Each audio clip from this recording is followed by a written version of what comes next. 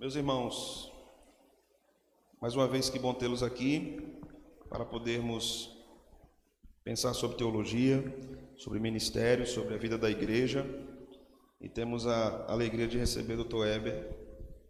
Eu acho que todo mundo aqui conhece o Dr. Heber, ninguém que veio sem conhecer. Dr. Heber é um irmão que o Senhor tem usado durante muitos anos, décadas na verdade, no Brasil. Quando ele começou a escrever, eu nem tinha nascido ainda. E eu tenho aprendido muito com os livros dele, com o seu ministério, com a sua vida. Nós vamos ter duas partes nesse momento de conversa, de perguntas, respostas.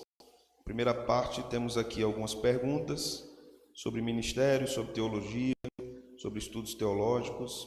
Essa parte nós vamos discutir aqui. A segunda parte, os irmãos vão poder perguntar.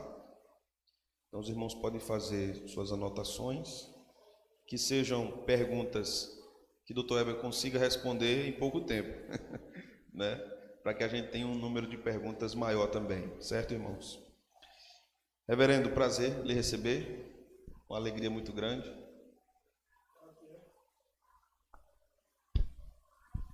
Prazer é meu, eu aprendi duas coisas aqui agora. Ele me disse hoje de manhã, quando foi me buscar lá em Garanhuns, que era uma mesa redonda. De redondo não tem nada, muito menos de mesa. E segunda coisa, que as mulheres não gostam de teologia, só tem uma aqui. Eu espero que os senhores compensem, porque o número de mulheres é muito maior do que o dos homens. Deus tem um gostinho mais apurado por elas. Muito bem. Pastor, o senhor tem atuado na área de teologia sistemática há muitos anos e nós temos ouvido muitas vezes de pequenas disputas, vamos dizer assim, com respeito ao uso e à utilidade da teologia sistemática. Muitos têm dito que a teologia sistemática não lida diretamente com o texto bíblico, mas com questões contemporâneas, ou a função dela é apologética.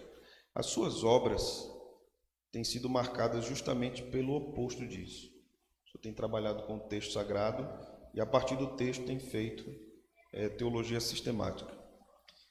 Qual é o valor, reverendo, da teologia sistemática para a pregação na igreja local? Ok.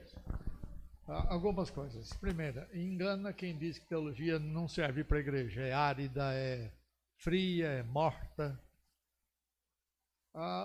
É verdade que os livros clássicos de sistemática, os autores dissertavam sobre um assunto e depois punham os textos bíblicos lá como prova.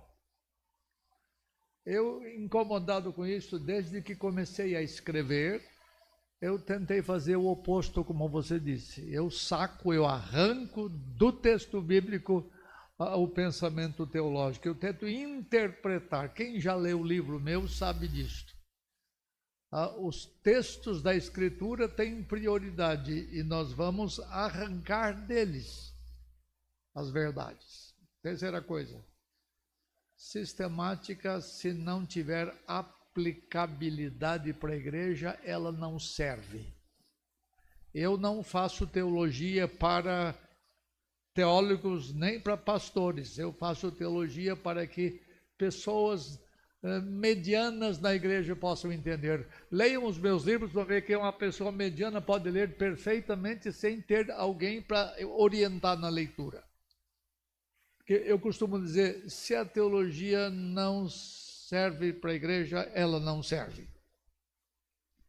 Quarta coisa, eu acho que se um pastor não tem pressupostos, a sua pregação é ruim.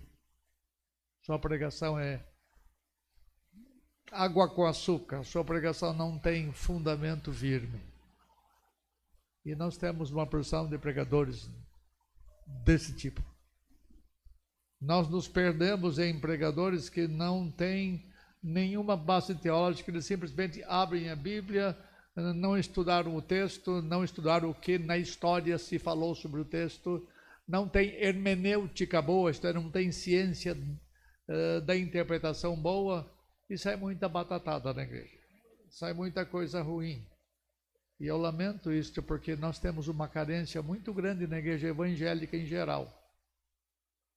Isso que eu não chamo bons pregadores, são aqueles que têm por detrás práticas sólido fundamento teológico. Isso, pastor. Muitas vezes ouvimos também pastores, líderes se queixando de que o seu povo não gosta de teologia. Qual seria o caminho para que esse processo de revitalização no aprendizado da igreja pudesse acontecer de forma saudável, sem uma divisão no rebanho, por exemplo?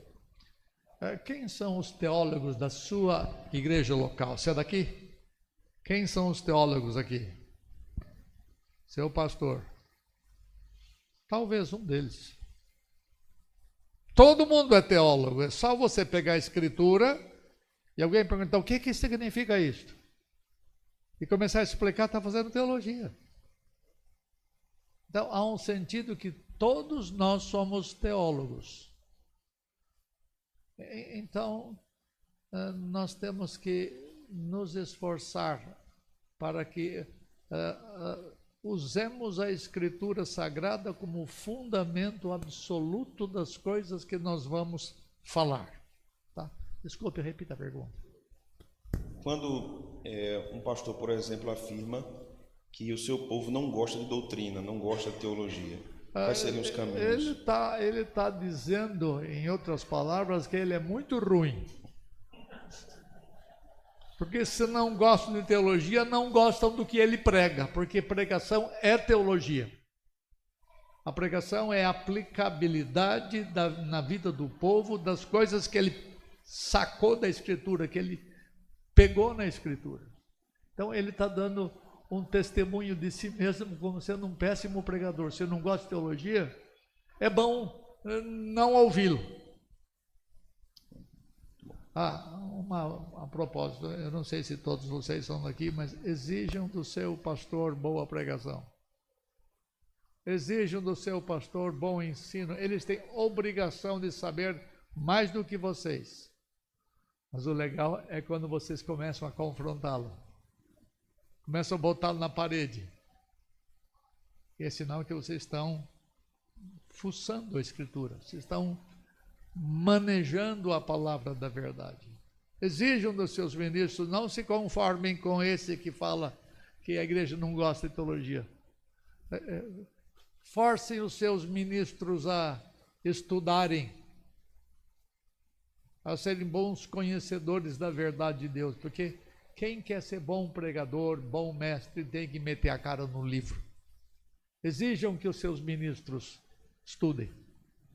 Não sejam mineráveis, mande eles para Conchinchina, não é para a China não, mas para longe, se necessário for, para poderem aprender mais e poderem trabalhar melhor com a Escritura. Estimulem os seus ministros a estudar, isso é muito importante.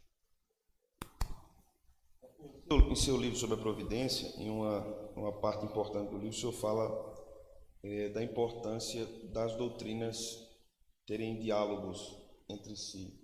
Então, por exemplo, quando nós pensamos sobre providência, nos termos reformados, principalmente de sua obra, é impossível nós chegarmos a uma conclusão de que Deus é soberano sobre todas as coisas, inclusive sobre a salvação. Quando nós pensamos sobre a doutrina do pecado, da história humana, na história humana, é impossível a gente chegar a uma conclusão diferente, que o homem não pode se salvar. Então, qual é a importância do teólogo, do estudante, pensar nesses termos de um diálogo entre as disciplinas da teologia sistemática? Eu não vou responder essa pergunta, vou ser mal criado com você. Venha hoje à noite e eu vou trabalhar com isso. Muito bem. Vou falar sobre as relações da providência com história, com cosmovisão, com decreto de Deus, a interrelacionalidade entre as doutrinas da Escritura. Deixa eu lhe fazer outra pergunta. Quando a gente fala em contextos não reformados, talvez muitos irmãos aqui estejam vindo desses contextos, e quando falamos, por exemplo, sobre confessionalidade, muitos reclamam que só precisam da Bíblia e não de uma confissão de fé. Por que uma confissão de fé é importante? Olha, existem na igreja muitas pessoas com hermenêuticas diferentes, isto é, com regras de interpretação muito diferentes. E as conclusões das mais variadas pessoas de uma mesma congregação local são muito diversas. São até chocantes entre si, são contraditórias entre si. Então, se não existe uma linha que a igreja adota, olha, nós cremos nisto,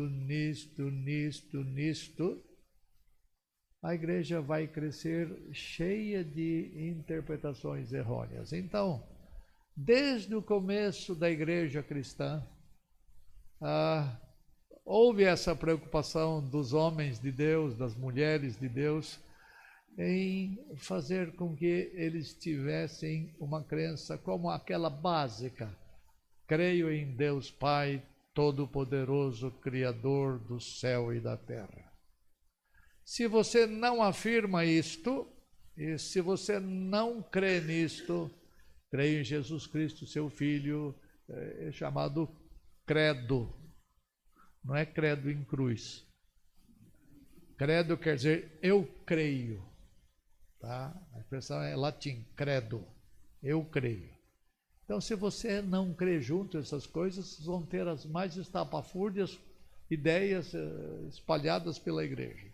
Então, tem que haver uma certa, não digo unanimidade, mas uma conformidade no pensamento dos irmãos. Tá? Desde o começo, no primeiro século, no segundo século, nos terceiros e quartos séculos, os credos maiores, depois, mais tarde, as chamadas confissões de fé. É importante isso. A igreja presbiteriana, a igreja de vocês, somos igrejas confessionais. Isto é, nós temos um padrão de fé. Lembra? Padrão de fé, que é confissão de fé, ela não é Bíblia.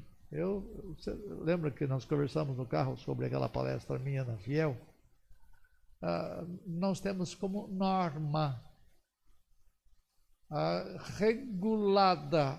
regulamentada pela Escritura. A Escritura está aqui. Ela domina, controla, orienta, normatiza. Os catecismos, os credos e as confissões estão aqui embaixo, sob a Escritura. Então, não tenha medo de ter a sua confissão de fé. Quando vocês começarem a conversar uns com os outros, eu também creio nisso. Por exemplo, creio em Deus Pai Todo-Poderoso, Criador do céu e da terra. Tem gente na igreja que não crê em Deus como Criador. Você está estudando sobre isso. Que não crê em Deus como Criador. Se você não crê em Deus como Criador, tchau. É uma doutrina fundamental da fé cristã. E em Jesus Cristo, seu Filho, que nasceu da Virgem Maria. Se você não crê essas coisas, padeceu sob o poder de Pôncio Pilatos, foi crucificado, morto, sepultado, ressuscitou, subiu aos céus. São crenças básicas que estão afirmadas para que todos nós tenhamos uma certa unanimidade nessas crenças fundamentais.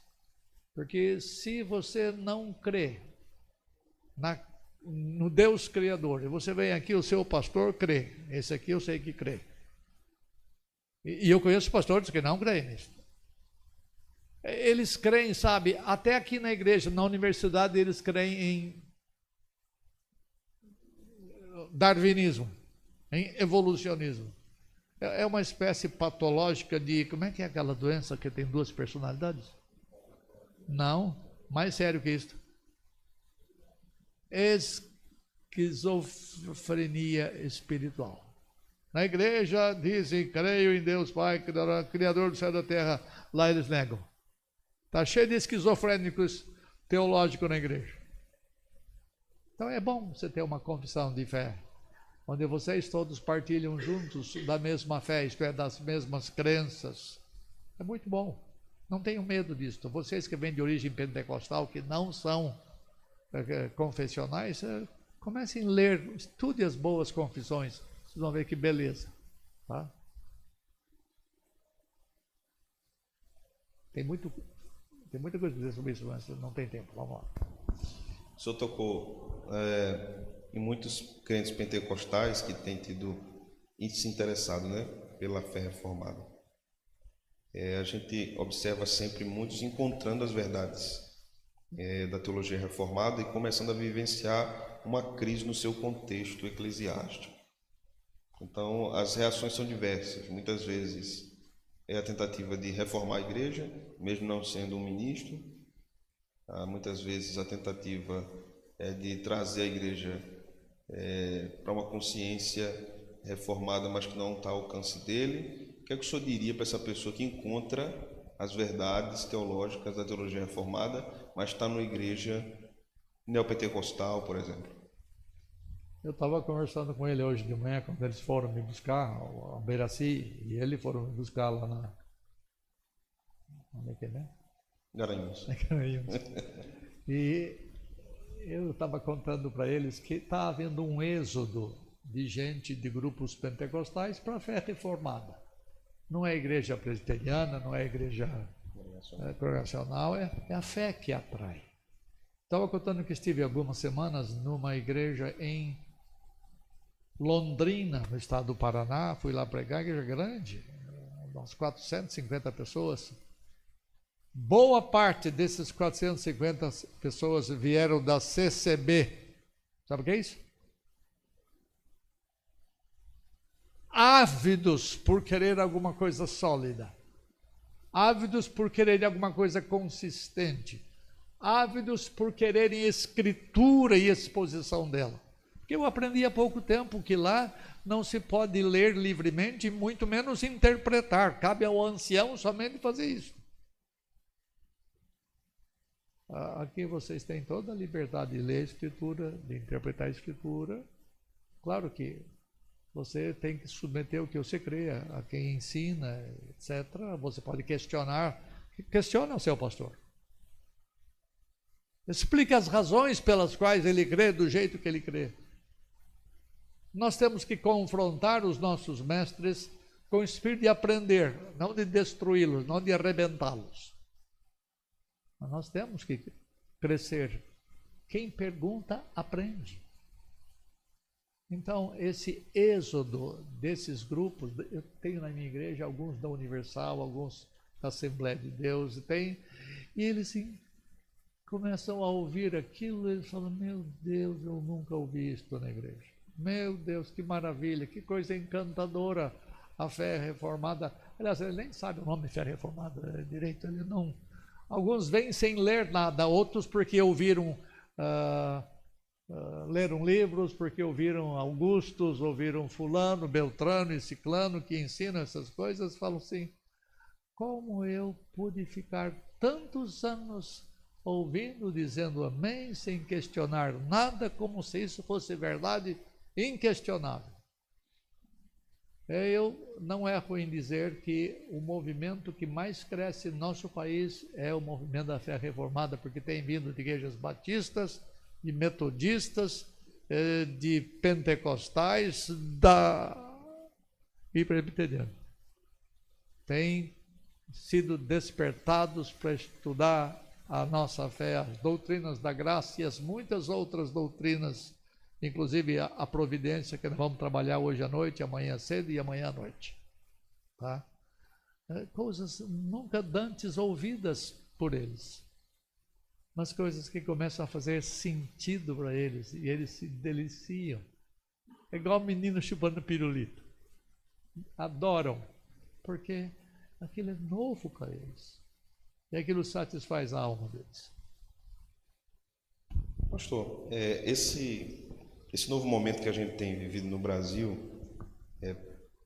talvez principalmente depois da pandemia, em que o contato com a teologia se tornou mais próximo através da internet. Nós observamos também muitos jovens estudantes de teologia que se dão a debates por questões que até desconhecem e se comportam de forma arrogante em redes sociais, brigam com todo mundo, achando que aquele é o caminho, né? Ok, vamos igual dizia vamos por partes. Jack, como é que é? O Estribador. Jack Estribador. Vamos começar. Por partes. Vai no começo. Do começo. Há muitos que começam a fazer teologia, vamos dizer assim, sem ter um preparo devido. Tá. Então, qual é a importância? Mas foi no começo outra coisa que você disse que me chamou a atenção, mas eu esqueci. A internet, o surgimento da internet. Isso, é da pandemia. Da pandemia, né? Muita gente que é escrava de igreja, que é escrava de pastor, teve uma grande oportunidade de não mais ir ouvi-lo. E acabaram ouvindo outras pessoas que pensam de modo diferente e eles falaram, faz sentido. E começaram a sair nesse período da pandemia. Porque existem igrejas, irmãos, eu não quero aqui mexer com ninguém, particularmente, primeiro porque eu não conheço nenhum de vocês, exceto esses dois gajos aqui, nenhum de vocês, praticamente, pessoas que são dominadas, escravizadas pelos seus pastores, eles... é uma escravidão mesmo. Você não pode fazer nada fora da regra estabelecida por ele, não é pela Escritura, não é pela verdade de Deus, nem pelos catecismos e credos e confissões, é pela imposição deles. Então eles se tornam escravos, eles fazem o que os pastores querem e não podem questionar pastor. Pastor é um ungido de Deus e ninguém pode falar nada contra eles. É uma tristeza saber disso. É uma tristeza. Então acho que a pandemia foi um tempo bom, onde eles puderam escapar meio desavisadamente e foram ouvir coisas outras boas que têm sido benéficas para eles. Aproveitando essa questão que o senhor mencionou, na pandemia algumas igrejas entenderam que deviam, por conta do lockdown, ministrar os sacramentos de forma online. Eu não sei como é que o pãozinho passava pelo fio, como é que o cálice, né? São coisas loucas, nem convém a gente gastar tempo com isto. Mas é como você querer fazer com que você vai passear online, só não tem graça, não tem. É gostoso as coisas presenciais, não porque você recebe o pão, recebe o vinho, mas porque você tem comunhão horizontal e comunhão vertical. Se você lá sozinho toma Santa Ceia, o que eu não aconselho você a fazer, você só está tentando estabelecer a relação vertical sua com Deus, mas a ceia é coisa comunitária, de irmãos. Nós temos que estar juntos celebrando a ceia. Portanto, esse negócio de fazer essa pantomima, de apresentar a ceia para... A turma fica lambendo, mas não desce nada, né? Meus irmãos, tem perguntas? Alguém? Vamos lá. Vamos começar aqui pelo pastor Patrício, depois o irmão Gabriel.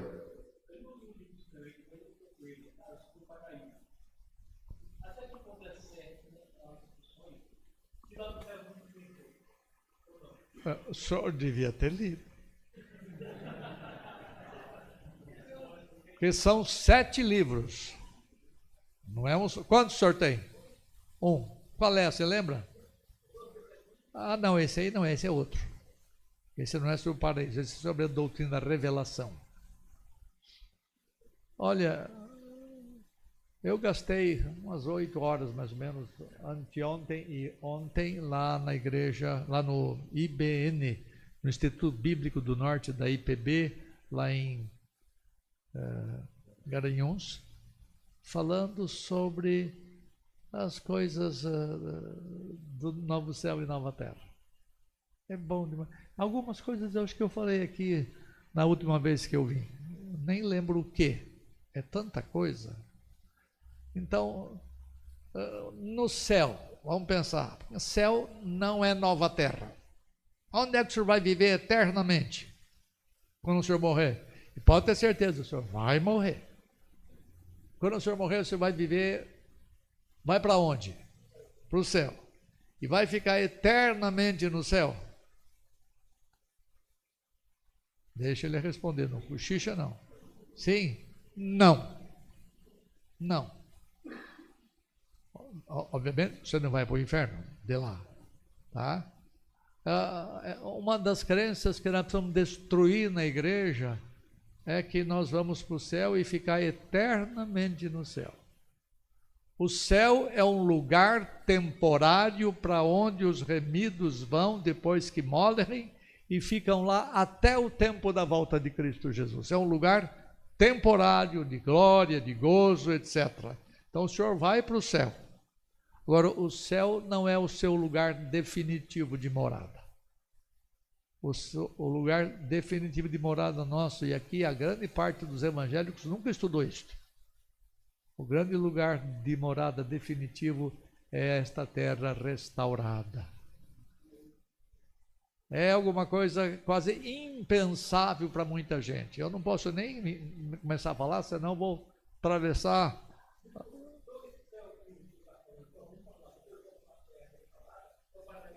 Isto. Você sabe onde está o paraíso hoje? Não sabe? Então eu vou ensinar para o senhor rapidamente. Abra a sua Bíblia. Você lembra aquele cara, aquele bandidão sem vergonha? Ele deixou de ser sem vergonha e falou assim: Senhor, lembra-te de mim quando entrares no teu reino. O que Jesus respondeu? Hoje estarás com quem? Comigo no paraíso. Jesus morreu, foi para onde? Paraíso, pai dele. Hoje estarás comigo no paraíso. De onde Deus reina soberano, de onde Deus reina gloriosamente? Do céu.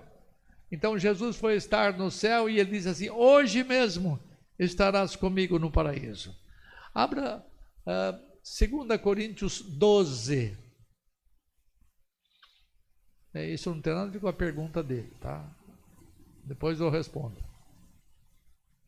12, achou? Leia 1, 2, 3, bem alto.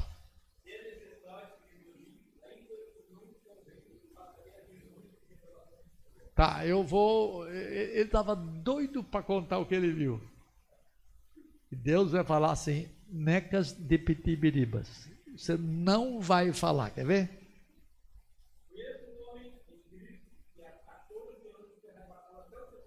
De quem que ele está falando? Dele mesmo. Conheço um homem, era ele. E eu não sei se eu fui lá de corpo ou não fui de corpo. Deus não sabe, quer ver?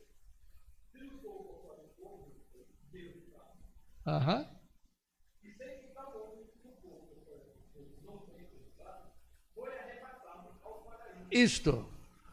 No primeiro verso, o senhor leu, ele foi arrebatado aonde? Terceiro céu. Na maneira judaica de ver essas coisas, existem 3 céus. O primeiro é de onde vem a chuva. Você ensina para a criança: de onde vem a chuva? Vem lá do céu, nas nuvens, não é? O segundo céu é o azul celeste, a abóbada celeste, onde estão as estrelas menos distantes e mais distantes, menos grandes e muito grandes. Ali é o segundo céu. E o terceiro céu é o lugar da habitação de Deus na mentalidade judaica. O terceiro céu. Então, eu subi ao terceiro céu. E no verso seguinte ele fala: eu subia aonde? Ao paraíso. Então, o paraíso está lá no céu. Só que ao invés de ser um jardim, Hoje é uma cidade. Passou de uma zona rural para uma zona urbana. É lá que Jesus Cristo foi preparar-nos morada. E quando o senhor morrer, e eu até rezo que o senhor morra logo. Não por causa dos seus parentes, eles vão certamente sofrer, mas para o seu bem, para o seu gozo, para a sua alegria, para a sua bem-aventurança. A Bíblia fala, bem-aventurados os que desde agora morrem no Senhor, porque descansam das suas fadigas. Então, quando o senhor chegar lá no céu, você teve pais crentes, morreram em Cristo Jesus, o senhor vai encontrá-los lá. Quando o senhor estiver lá, o senhor vai ser sepultado aqui, tá?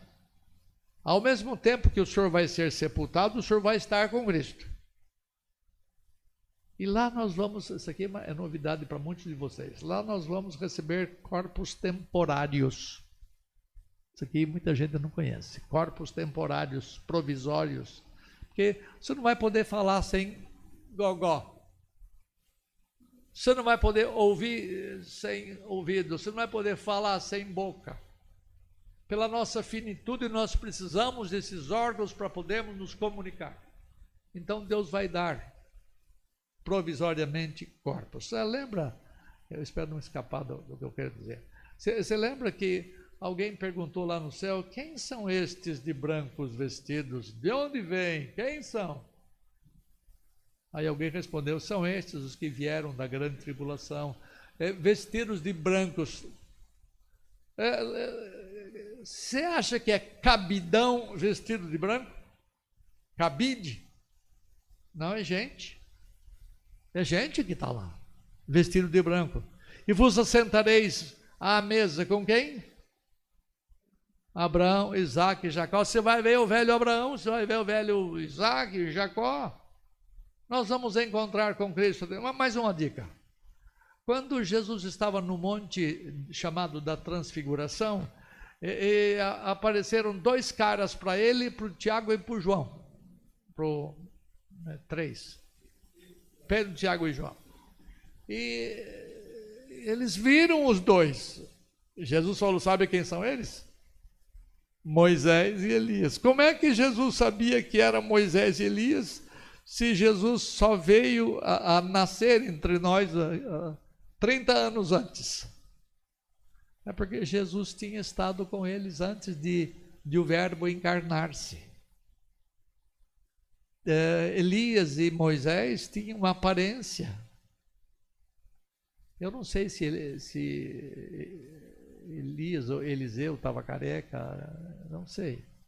Agora, uma coisa eu sei, irmão, quando Deus completar a redenção sua, e você vier morar na nova terra, tenha certeza absoluta que o senhor vai ser bem mais bonito do que é. Porque todas as imperfeições nossas, que são em última instância resultado da queda, vão desaparecer. Isso aqui é altamente confortador, né? Muito confortador. A outra parte. Vai ter arrebatamento secreto, vai? Não. Não? Isso é invenção de dispensacionalista. Não tem. Pergunta para ele depois por quê. Pode dar, irmão. Vai lá.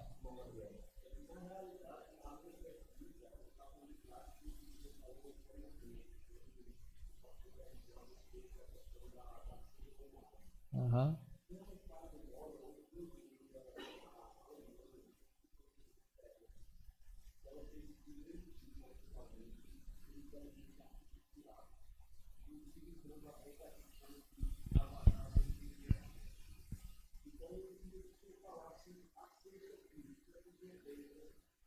Querido, primeiro, eu não entendo nada de metaverso, eu já li, mas não me aprofundei sobre inteligência artificial. É uma coisa espantosa, que pode ser usada para o mal muito muito fortemente. Por exemplo, você que está fazendo sua tese de doutorado, né?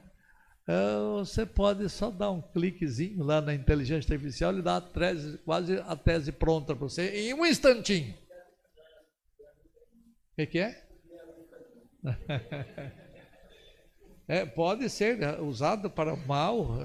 A desonestidade existente no nosso povo é tremenda.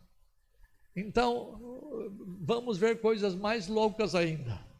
Eu acho que a inteligência artificial, da forma em que ela está hoje, é apenas o iniciozinho de coisas mais espantosas que virão pela frente. Lembra que a Bíblia diz que a ciência se multiplicaria no fim? Nós estamos nesse período, certamente. E a multiplicação da ciência é alguma coisa que é espantosa e rápida. Eu vim do tempo que não tinha... Não, telefone já tinha. Não tinha muitas coisas que eu uso hoje. Quando eu era menino, já tinha o telefone, aquele pretinho que ficava... Você vai, tira de coisa que você tem que discar. E eu, desde menino, sonhava sem saber que um dia ia ser realidade. Falei, por que a gente não pode ver a pessoa do outro lado que está falando? Hoje a gente pode. Onde quer que essa pessoa esteja no mundo. Até em outros planetas, através de satélites. É uma coisa espantosa. É que a gente vai se acostumando com isso e não percebe a mudança grande que de poucos anos para cá tem acontecido. O senhor que tem barba branca como eu aqui, nós somos do tempo que a gente amarrava cachorro com linguiça.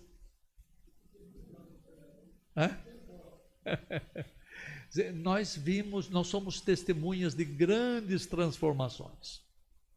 Então, aplicando esses troços para questões religiosas, se você vai na Alemanha luterana, com exceções muitíssimo raras, as igrejas não têm cara de igrejas, elas não cheiram como igrejas, não se portam como igrejas, não passam de clubes. A igreja da Europa, assim como muitas igrejas nos Estados Unidos, já perderam o seu sentido de igreja. Então eles são capazes das coisas mais bárbaras. E podem usar as coisas mais loucas. Como é que é o nome do troço que disse? Metaverso.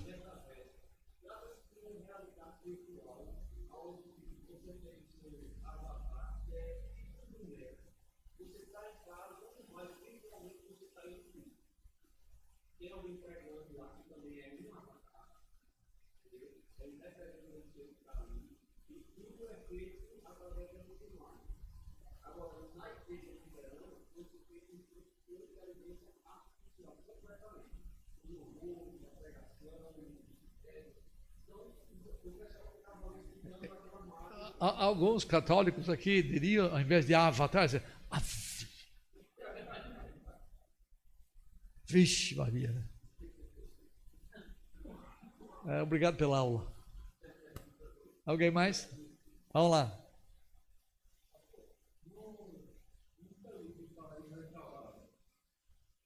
Qual deles? Um ou dois? Sim.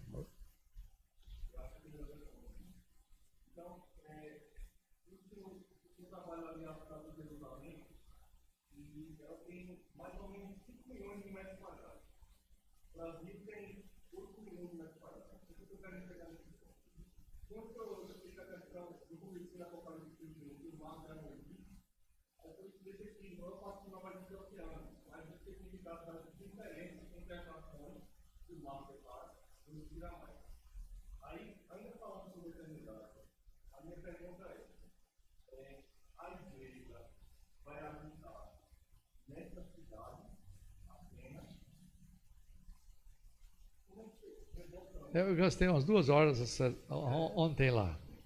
Seguinte, a Nova Jerusalém é a capital da Nova Terra. Ela medida de homem, lá no texto de Apocalipse 21 fala que tem 12 mil estádios. Dá mais ou menos de 2.200 a 2.300 quilômetros de largura, de comprimento e de altura. É uma coisa louca. Então eu não calculei os metros cúbicos lá. Você calculou? Então você está bem. Eu não calculei, mas cabe muita gente. Mas nem todos os cristãos vão morar lá. Quem vai morar, a Bíblia não diz. Eu queria ter um apartamentozinho em frente ao trono. Está lá na praça. Pois é. Mas isso vai ser para quem Deus der. A maior parte, creio eu, dos remidos vai estar fora da Nova Jerusalém, vivendo nas outras partes da Nova Terra, porque a Bíblia fala que vai haver reinos, vai haver reis, vai haver governos em outras partes da Nova Terra. E essa turma vai trabalhar para os outros comerem. Por exemplo, lá na Nova Jerusalém não vai ter sol, não vai ter lua, não vai ter terra arável nesse sentido. Mas vamos fazer conta que isso é verdade. A turma que está fora, nas outras partes da Nova Terra, que tem um espaço tremendo, que tem uma extensão geográfica imensa, muito maior do que nós temos hoje, porque se o mar não existir, e eu creio que isso é verdade, vai ter terra muito mais. Esse turma vai, olha só, não pense que você vai vagabundear lá. Você vai plantar, você vai colher. Lembra no jardim original o que Deus mandou que fizesse? Cultivar a terra, plantar. Isso é trabalho. Ele trabalhou com a mente, dando nome aos bois, dando nome aos animais. Ele ficou observando cada animal, como é que ele se comportava, e deu nome aos animais de acordo com o procedimento deles. Isso levou tempo. Adão não caiu no segundo dia de vida, não. Ele ficou alguns anos trabalhando. Por que eu falei isso?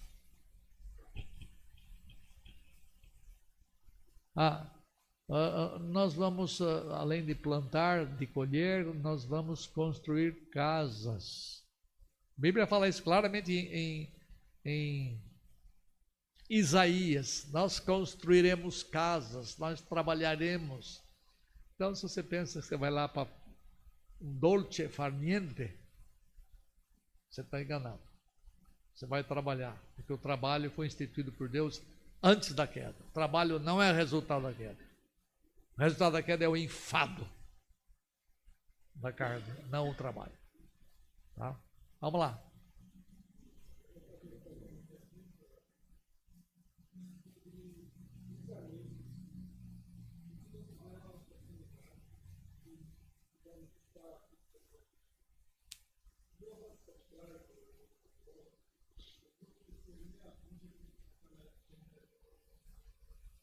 Sim?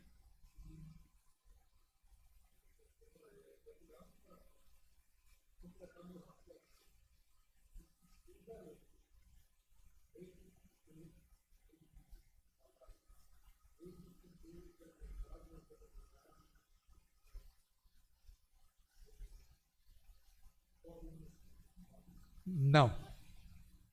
Eu creio que todo eleito vem ao conhecimento da salvação, pela pregação do Evangelho.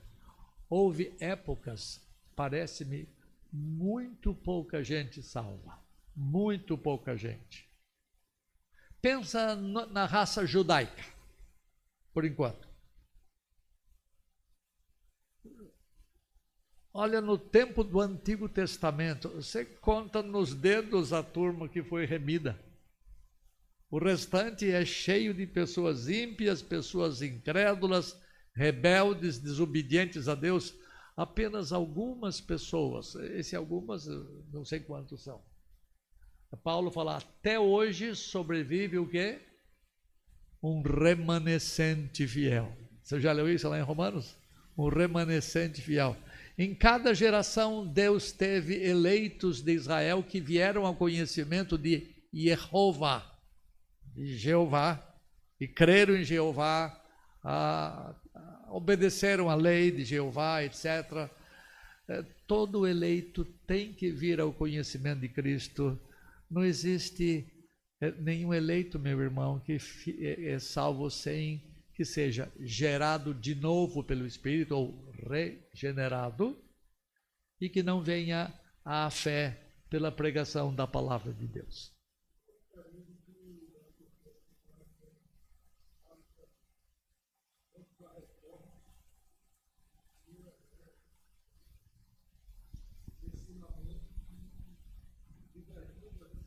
Sim.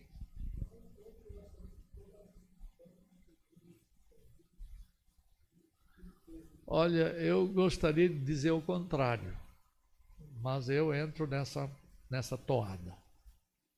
Todos os homens que não ouviram o santo evangelho, o puro evangelho, eles não puderam crer no evangelho.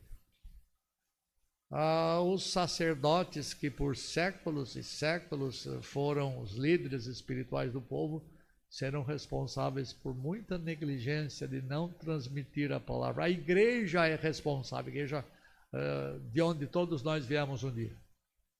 É responsável por esconder o evangelho. Eu sou do tempo, e eu acho que o senhor também, que nós protestantes éramos perseguidos por causa do evangelho.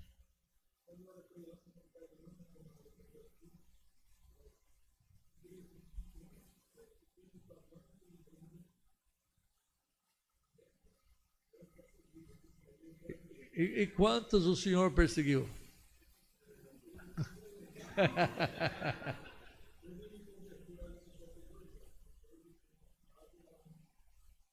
Mas o senhor lembra disto?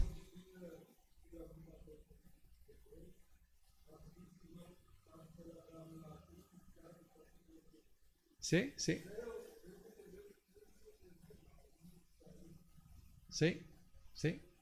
Agora, presta atenção.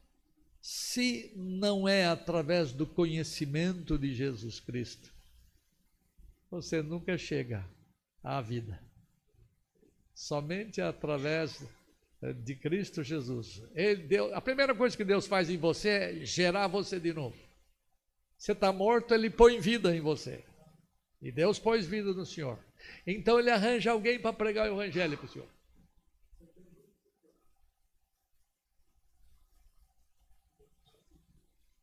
O senhor tem a minha idade. Eu já recebi o evangelho desde pequenininho. Eu tive essa graça de ter pais crentes, de ter avós crentes, de ter bisavós crentes. Eu estava comentando com eles hoje que vocês aqui não conhecem porque são do Nordeste, mas a pessoa que pregou o evangelho para o meu bisavô na década de 1860, lá em Votorantim, de onde eu sou, essa pessoa chama-se José Manuel da Conceição. Vocês já ouviram falar, né? O primeiro padre protestante. Deus faz as voltas mais fantásticas para levar o evangelho. Deus faz. E cada um de vocês teria uma história para contar se vocês são crentes hoje.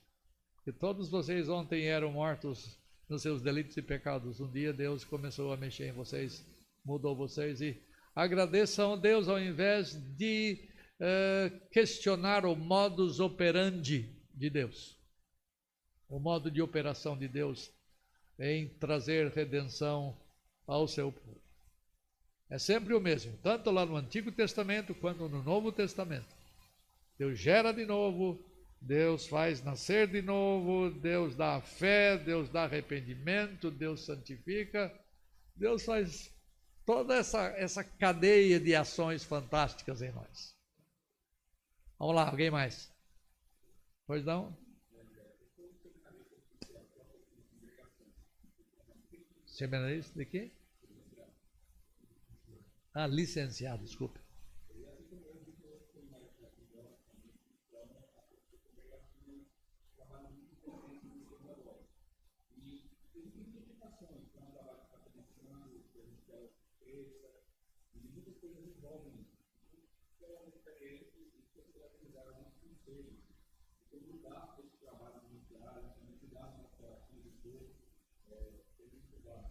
Primeiro, trabalhe. Não seja um ministro vagabundo. Trabalhe. Segundo, estude.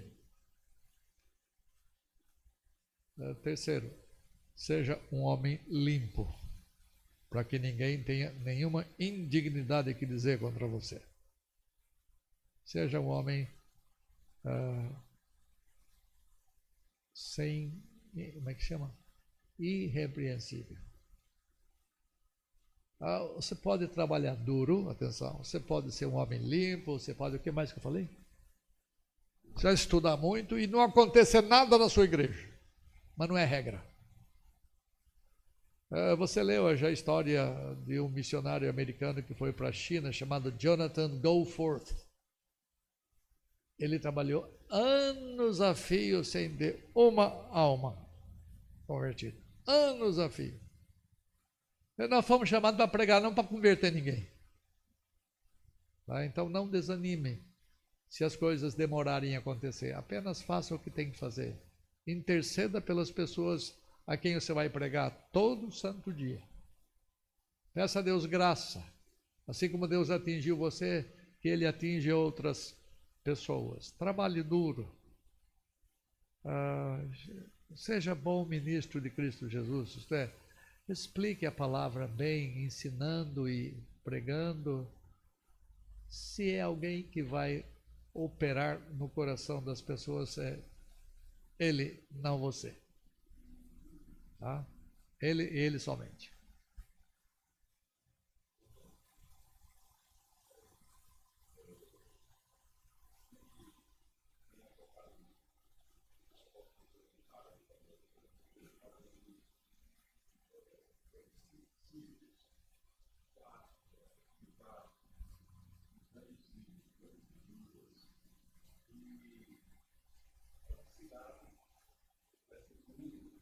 É um cubo.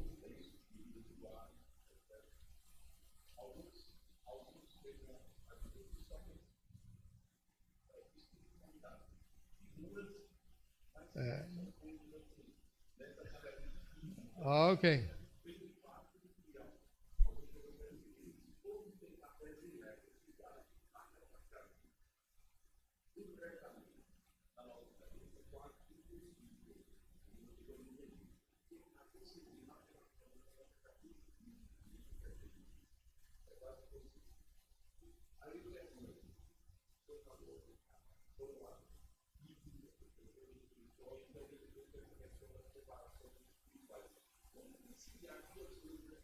Ok, a minha hermenêutica, isto é, a minha abordagem de questões de interpretação, eu tenho a tendência de ser mais literal, não espiritualizante ou figurativizante. A pergunta que eu faço ao texto que eu estou lendo é: faz sentido interpretar literalmente? Não. Então, não interprete literalmente. Faz sentido? Interprete. Eu não vejo porque o jaspe, ouro, cristal, aquela que dá naquele bichinho no mar, como é que é? Pérola, sejam figuras. Não. Cara, Deus é Senhor do ouro, da prata, de todas as pedras preciosas, e Ele vai retirar não somente do planeta nosso, mas Ele tem em todos os astros por aí que são físicos, Ele tem minerais sem conta. E o cubão que você viu, pode perfeitamente, porque tem um cara que tem uma construtora extraordinária. Sabe quem é? Jesus. A Bíblia diz que ele é o arquiteto e edificador. Ele é arquiteto, ele é construtor. Eu acho que não tem ninguém neste mundo capaz de construir um troço daquele tamanho. Alguma coisa espantosa mesmo. Alguma coisa que será vista de boa parte do mundo nosso. Tendo 2.300 quilômetros de altura, você pode ir lá para o Recife, você vai enxergar. Eu não duvido do que Deus possa fazer. Do nada, apenas com o poder da sua palavra, Ele trouxe à existência tudo que existe. E os cientistas pegam os Hubbles, os mais potentes telescópios, e ficam vasculhando o universo. E quanto mais poderosas são as lentes, mais, desculpa o termo, mais grande o universo se mostra. Esse que fez o universo apenas com o poder da sua palavra, pode fazer um predinho de 2.300 quilômetros. Aliás, eu acho que a essa altura, irmão, ele já deve estar terminando, se não já terminou. Lembra? Eu vou preparar-vos lugar. Quando eu voltar, eu vou receber vocês para mim mesmo, para que onde eu estiver, estejais vós também. Quando Jesus, na chamada oração sacerdotal, fez a seguinte observação: Pai, ele fala no verso 24 do capítulo 17, é uma coisa, eu lhe peço, que estejam comigo os que me deste, para que vejam a minha glória.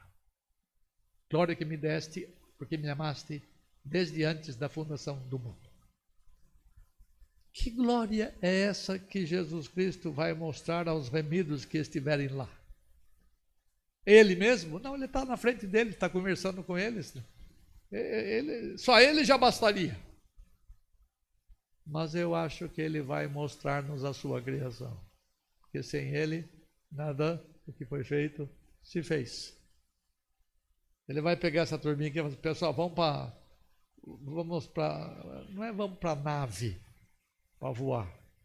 Porque as distâncias são astronomicamente grandes. Ele vai fazer assim, ó. Vamos abrir e fechar de olho, ele vai teletransportar-nos. Nós vamos estar lá no Órion, nas constelações mais distantes. Ele vai chegar lá e falar assim: gente, isso aqui tudo fui eu que fiz. Ele vai mostrar a sua glória, o poder dele, porque a Bíblia fala que foi pelo poder da palavra dele, tudo que foi feito se fez. Por essa mesma palavra de poder, diz a Escritura, ele mantém tudo o que ele criou. É muito legal isso. Um dia a gente conversa sobre isso.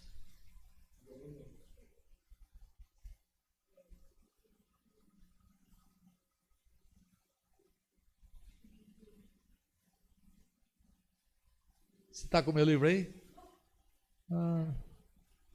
Tá bom. Qual é a pergunta?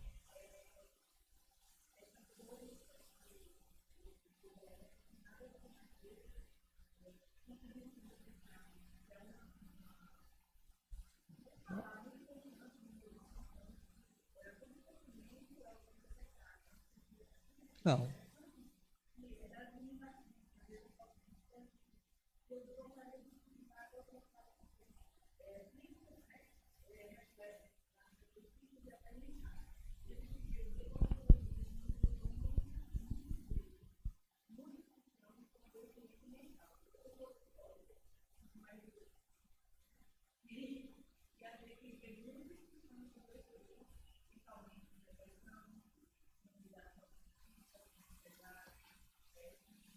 Com medos, com os temores da pandemia, com medo de pifar, com medo de entrar no hospital e não sair mais. Isso adoece muito.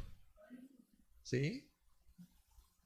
Há muito sofrimento que é produto da imposição judicial de Deus sobre nós. Imposição penal de Deus. Esse cara nasceu cego, ele ou os pais pecaram? Lembra? Jesus disse: não, nem ele, nem os pais. Foi para que se manifestasse a glória de Deus. Nem todo sofrimento, nem toda dor, nem toda ferida, nem toda enfermidade é resultado direto da queda.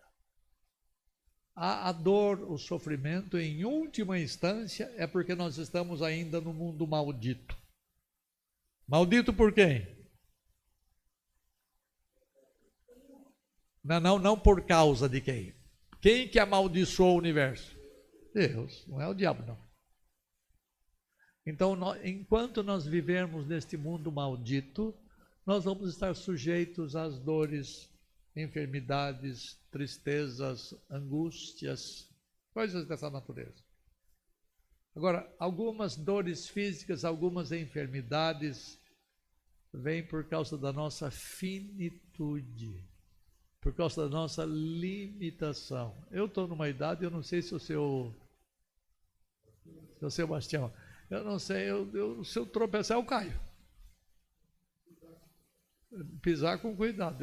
Eu viajei, mês passado, fui fazer uma viagem longa lá para a Escandinávia. E eu estava na Suécia. Eu tropecei na calçada e levei um tombo, ficou tudo roxo aqui desse lado do como é que é? Não é bacia, como é que é? Quadril. Tudo roxo, tal, doeu para lascar. Só que foi um tombo chique, né? Foi em Estocolmo. E eu brinco com a minha esposa e foi verdade. Eu brinco que foi verdade. Ela estava do outro lado da rua, ela não me viu cair. Fala, querida, eu caí, não doeu nada na hora. Aí uma sueca loura, linda, me levantou. É? Chique e uma moça muito bonita me levantou. Aí ela riu à vontade. Nós caímos fácil, não vamos perder as forças. O senhor e eu estamos numa época em que nós temos saudade do tempo que a gente corria, que a gente brincava, que a gente jogava futebol, que a gente fazia as coisas gostosas que até hoje eu sonho. Eu durmo e sonho jogando futebol, fazendo cada jogada, porque eu joguei bem futebol. Né?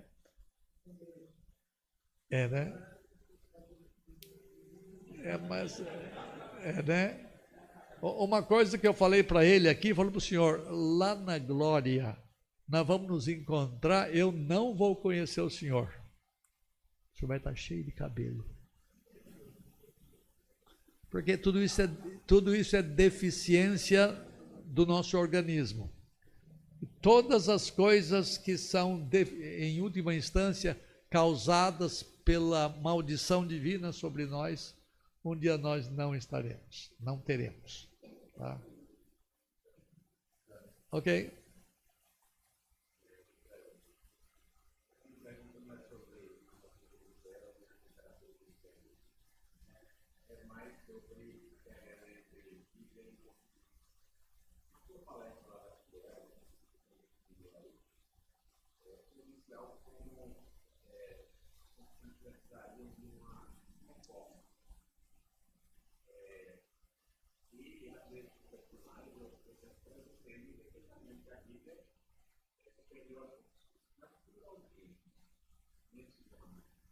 Que é que a Comissão de Fé de Westminster tem alguma falha, eles gemem.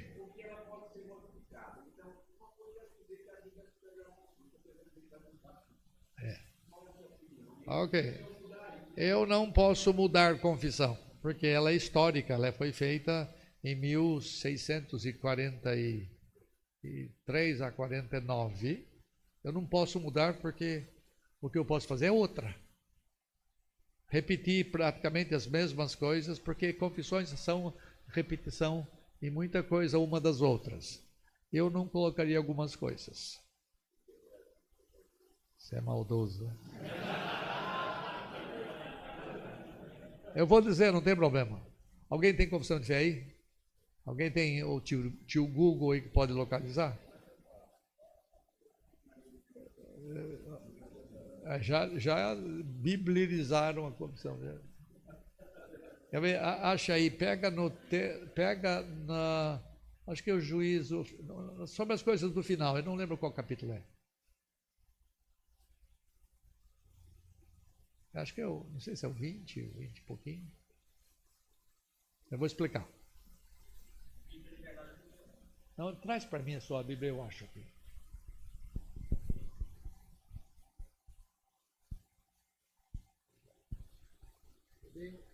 Me dê um pouquinho de tempo só.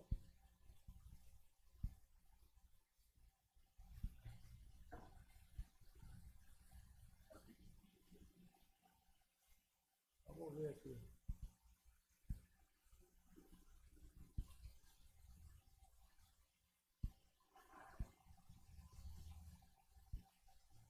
E fala que o Papa é... Pode crer, olha lá. Onde é que está? 33?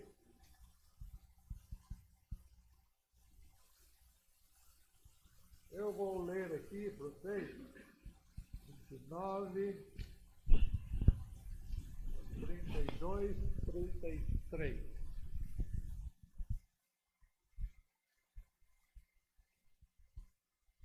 Não está aqui, não.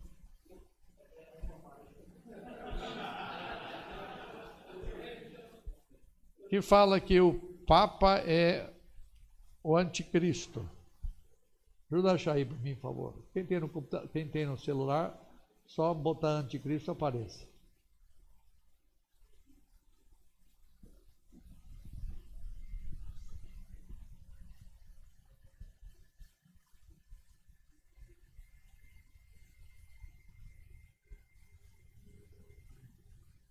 Ninguém achou aí, não?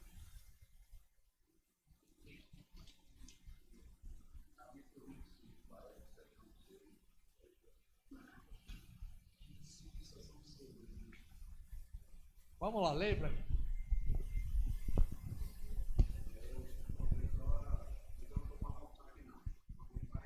Então leia aí quem tem. Leia aqui com você. 25. Vamos lá,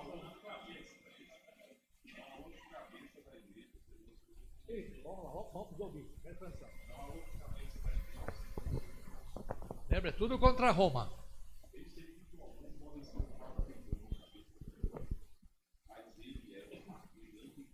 Ele é aquele anticristo. Presta atenção. Aquele anticristo.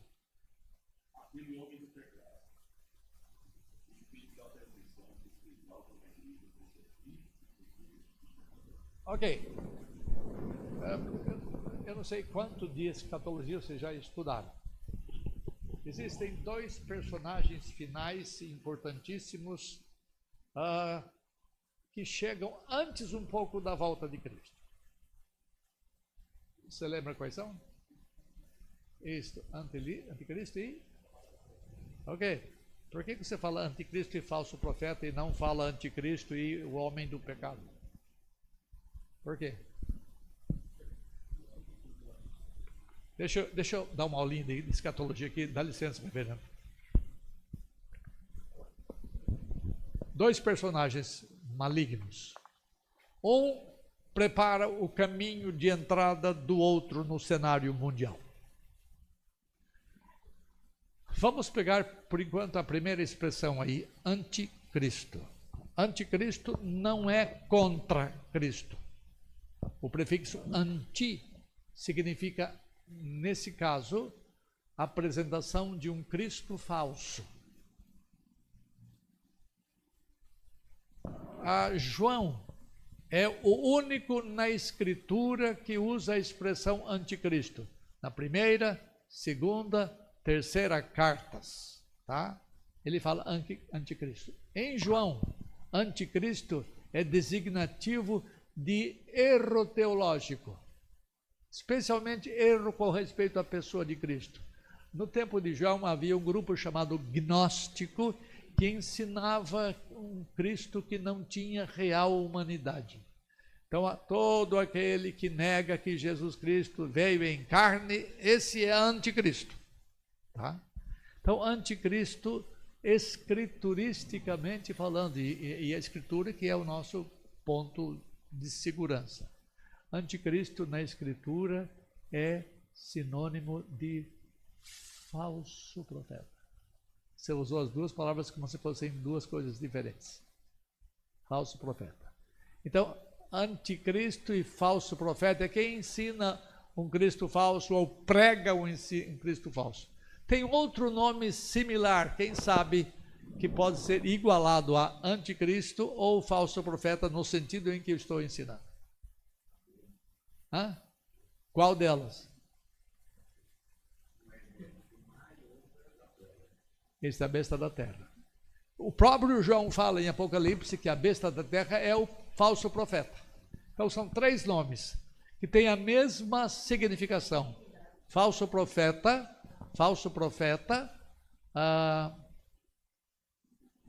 anticristo e a besta da terra, tá? São 3 nomes diferentes, no meu entendimento, para o mesmo personagem. No entanto, na fé reformada, nas confissões reformadas, o nome anticristo tem outro significado. Repita o texto aí da confissão.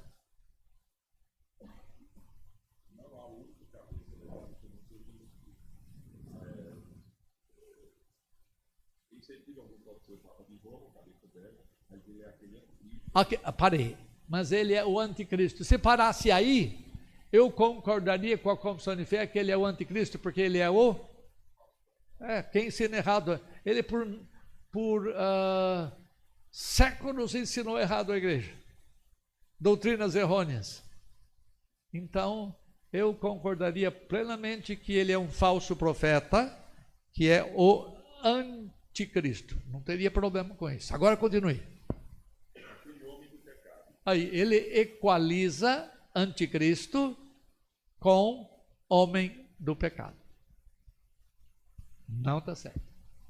Anticristo é aquele que vai preparar o terreno para a entrada do homem da iniquidade. O homem da iniquidade vai chegar e vai dizer assim: não tem outro Deus, nem objeto de culto.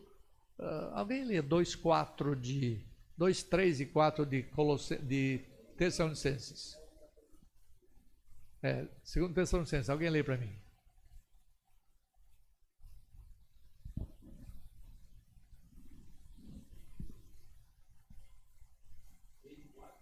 Acho que é 3 e 4. Esse é o homem do pecado. Ele se levanta contra tudo que se chama Deus. Não tem mais deuses. Não tem mais. Acabou. Vamos lá, continue. Ou objeto de culto. Não tem mais religiões. Não tem mais religiões. Quer ver só?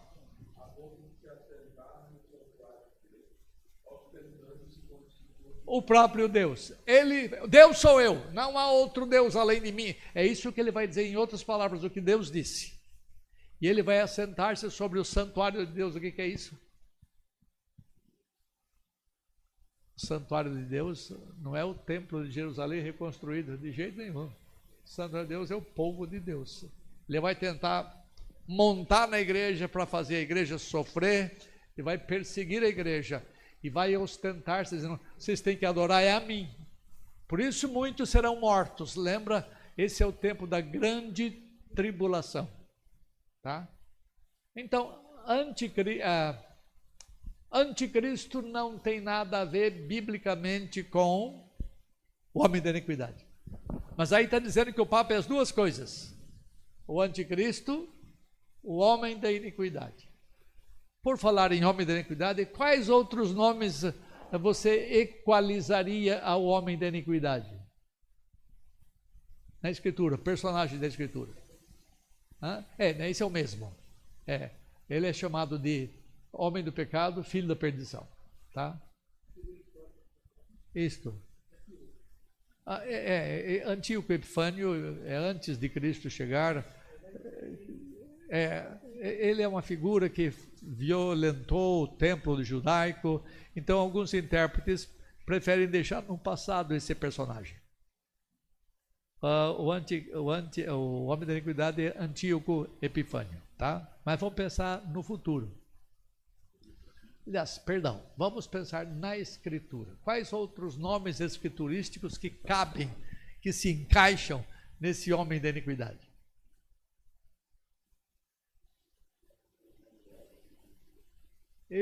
O pequeno chifre. Daniel tem uns 4 nomes. O 8º rei, muito bem. Quem mais? Qual mais? Como é que é? Aquele que Jesus Cristo menciona. abominável da desolação. E tem os 4, Daniel.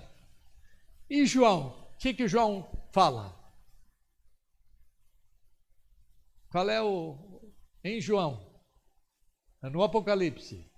Alguém que se equivale ao homem da iniquidade.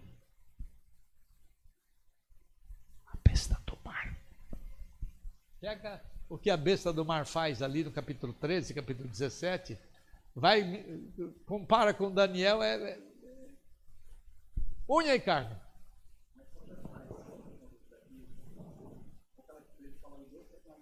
Aham. Sim. Como é que é? Não, eu não acho. Comparar o Pai, o Filho e o Espírito Santo. Não, mas é o que costumam fazer, a trindade satânica. 3, Porque os dois são homens. Satanás não é homem. Satanás é um ser celestial caído. Agora, o homem da iniquidade é homem mesmo, é um ser humano. O anticristo também. Lembra que João fala assim, temos muitos anticristos entre nós, mas vem o anticristo. Tá? É o personagem final. São 2 personagens distintos. Tá? Por isso que eu não concordo nesse ponto com a Confissão de Fé de Westminster, que equaliza o Papa, sendo ao mesmo tempo anticristo e homem da iniquidade. Por causa do texto da confissão, é que muitos reformados creem e chamam o homem da iniquidade de anticristo. E não é.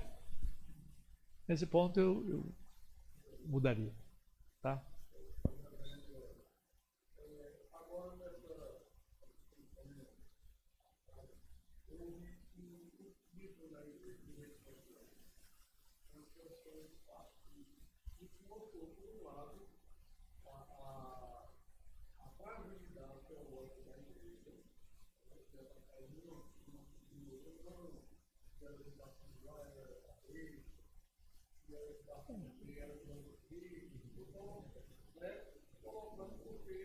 Sim.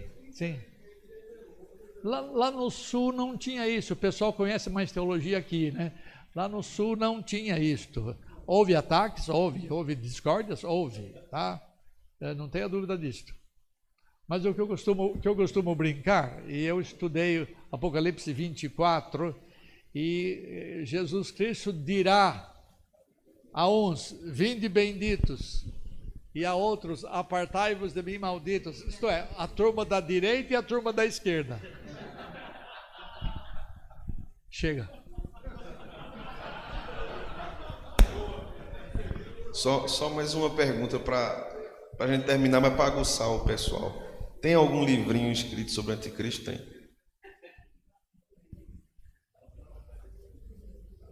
Nos termos que eu conheço, não. Não, perguntando seu. Meu, não vai sair. Vai sair. Se Deus me der saúde e vida, vai sair. Se o reverendo tem algum livro escrito sobre esse tema, o anticristo. Eu já tenho bem desenvolvido. Eu comentei com vocês, quantos livros? Uns 30, né? Entre os 30 está esse. Muito bem. Irmãos, a última pergunta. Alguém? Não?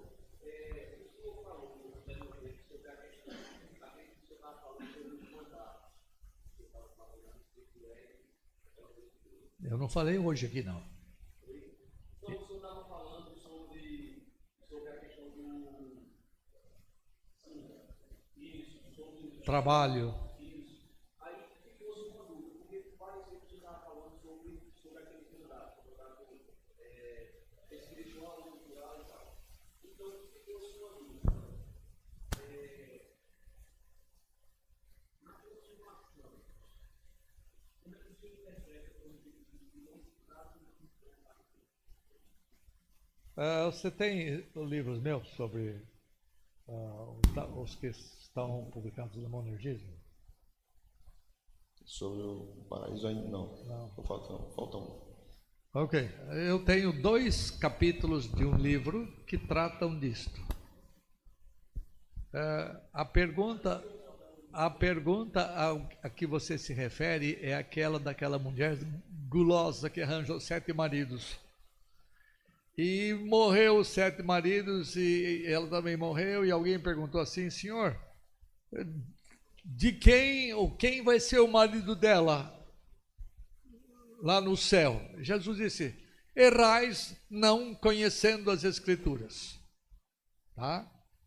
E ele disse assim: nós seremos como anjos no céu, que não se casam e não se dão em casamento. Não vai ter casamento no céu.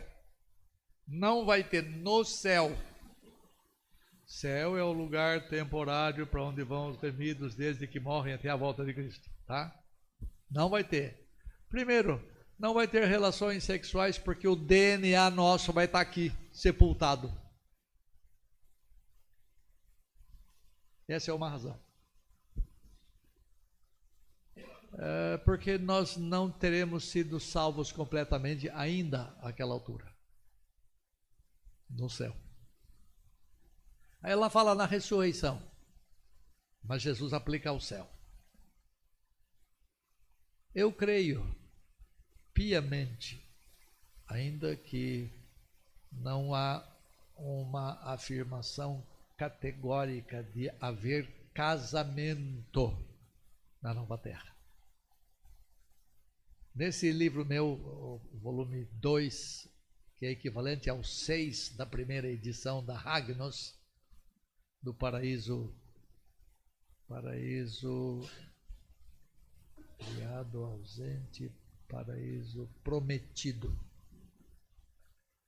Tem umas dicas jóias em Isaías a respeito dessa matéria. A família no céu. Crianças de peito, fala lá. Ora, se tem crianças de peito, tem que ter peito para alimentar a criança. Tem que ter mãe. Fala em avô, fala em filho, fala em neto. Fala, vocês não terão filhos para a calamidade, mas terão filhos. Tem umas dicas muito interessantes que aconselho vocês a estudarem. Aconselho mesmo a lerem, para que perguntas muitas sejam respondidas numa leitura, tá? Então o livro chama-se O Paraíso Comparado, é o último, e o 2 é o Paraíso Ausente e Prometido, é o volume 2 da Monergismo.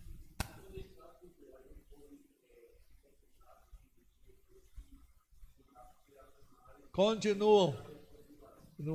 Deixa eu dar uma dica para você. Lá fala assim: crescei e multiplicai. Lembra? Esse é o mandato social. Esse foi cumprido, não foi? Tem sido cumprido. Hoje o mundo tem quase 7,5 bilhões de habitantes e vai crescendo em pouco. Quanto maior é o número, maior é a multiplicação de gente. Mas tem uma parte desse mandato que não foi cumprida. Qual foi? Encher a terra. Ainda vai faltar muito, aliás, falta muito, e vai ter espaço aos montes para que isso se cumpra. Tá? Leia isso, depois a gente conversa. Amém. Como é que é? Vai ter animais. O seu cachorrinho não vai ressuscitar. Tá? Não vai. Eu também tive uma cachorrinha que linda, morreu, não vai lá. Deixa eu lhe fazer Mas Deus vai botar animais lá. E animais com características diferentes. Não vai ter predador e presa. Não vai ter. Deixa eu lhe fazer uma pergunta profunda para a gente terminar. É pecado criar passarinho? O que é? É pecado criar passarinho? Eu, quando era menino, saía de estilingue matando passarinho. Hoje eu cresci e não faço mais isso, não é? Há alguns animais que dá dó vê-los presos, dá dó, porque eles foram criados para a liberdade, não é? Não é uma questão moral essa, não é? Então eu não chamaria pecado. Muito bem. O pecado é a quebra de alguma coisa moral. Irmãos, vamos dar uma pausa. Temos um coffee break lá atrás. E aí a gente vai voltar às 7 horas, 7h15 mais ou menos. Tá bom? Deus abençoe os irmãos. Vamos tirar uma foto.